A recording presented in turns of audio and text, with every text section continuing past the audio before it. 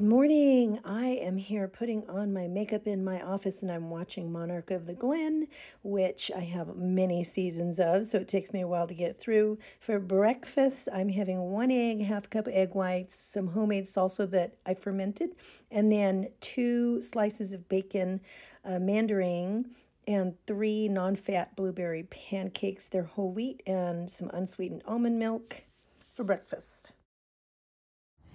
Hello everybody, it is Sunday morning. It is December 3rd. I hope you're gonna have a wonderful day. Honey and I are on our way to the store to pick up a few things for this evening. Or at our church celebration, we want to have a little bit of coffee at the table in case some of the other volunteers drop by and they need a cup of something hot to warm them up.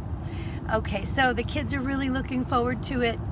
I believe our youngest is singing in the choir. They're going to do a couple of numbers, I think. And yeah, it's just going to be a real fun time. They usually have like a climbing wall and, you know, a bunch of snow for the kids to play in and stuff. So we'll see. It'll be really nice. We'll get to hand out all those little candy treat bags that we made last night. Honey and I were talking about December, and I think this is probably like the first year December in a long time where we just have like a ton of stuff on the calendar. Yeah, and sadly it seems like you know, you want to go make everything, you want to do everything, but you have to choose, right? To most likely the stuff you're already committed to. So case in point, tonight we are really gonna miss we usually love and look forward to caroling with some friends of ours, very dear friends, but we're committed to have a table and you know, man the table tonight at the celebration. So we have to miss the caroling this year, and that's always a wonderful experience for the kids. You know what I mean? And we'll miss our friends there. But anyway, it's one of the things that we have to choose. There's a lot of parties that, you know, we have to maybe miss as well. And so we've got a few on the calendar. We just had, and I had to explain it to the kids that, you know, they get really, really bummed when we miss stuff. And I had to explain to them that sometimes it's just life. You just have to go with what you can do, right? And I tried to explain to them, trying to make a margin of time around the things that you have to do and give yourself some time so that you're not living, you know, just crazy, going from one thing to another, right? And one of our kids said, well, I want to live like that. And I said, well, you know what? When you grow up and you have a job and a family and kids and you still want to live like that, you go for it. You go for it and tell me how that's working for you. But but if not, I hope you remember this, that you don't have to live like that. It's amazing, right? The energy they have. I know, right? One thing, a big plus to, you know, having young kids we're at our age, because we're both 57 now, is that, you know, if you want to go to the skating rink, well, we got to be careful now, but if you want to go to the playground and play, you know, with them, or you want to sit on a swing or whatever, you're not going to look weird because you got the kids with you, right? And people expect it. So, you know, going out to I think that's why one of our favorite places is Knott's Berry Farm. You know, it's just, we can do everything with them, you know what I mean? And yeah, it makes you feel like one of the kids, I guess, at a certain point. Until your body reminds you. Until it's nap time. Yeah, you're 57, take a nap, something hurts, put some ice on it. Oh boy, you had a donut, here goes inflammation again, right? Now you can't walk. And all of that stuff hits. But overall, it's just really great. Okay, I'm going to let you go for now. I'll check in with you in a little bit. All right, so we stopped on the way home to grab a burrito, and then when we got home, we were kind of like super busy trying to get things ready for tonight. And I hemmed up some pants for one of my sons. They just, I got them this new pair, and they just happened to be too long, so wanted to get that done for him so he could wear them tonight. And we are just about ready, getting all of our stuff together here. So before we left, though, I did take some time on the treadmill, and Here we are at the event getting things set up, and the guys are all ready to start talking to people. And we saw McGruff the crime dog, and we took a few pictures with the kids. They got into the SWAT car. That was exciting. And then took some pictures next to Lightning McQueen. And I think this is it the Griswold's car for Christmas? I think that's what that is. All right, so it is time to go home. We are loading up the car, and we gave out all the candy, and we gave out a lot of brochures and literature for the organization. And it's time to go home. We are so tired. We ran out of stuff to hand out, so we're going home about, I want to say 40 minutes early. Hi guys. Okay, so we made it home, and I'm going to get ready for bed in just a little bit.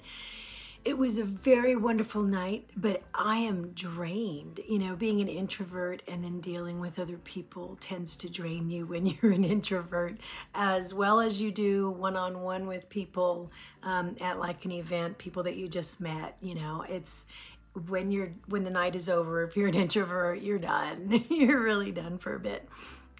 So tomorrow I start my cookie baking for the week for our clients, and that is lots of chocolate chip cookies. I make them with walnuts. Unless somebody cannot have nuts, then we know not to send it to that office with nuts in it, or to provide one that's totally different. Then now I don't have a real problem usually eating all of the cookies that I make, because I don't like them when they come out of the oven and they're hot and the chocolate is melted. And I'm sorry if that's triggering somebody, because it does sound good, but I don't like them that way. I like them when I put them in the freezer and they get hard and the chocolate chips get hard. I think they're perfect for dunking then. And that is the temptation there for me. So I try to make sure when I make them, I get them all packaged the same night, so that I don't have any of them at home, unless I have just a handful, like half a dozen, that I'm gonna keep aside for my kids.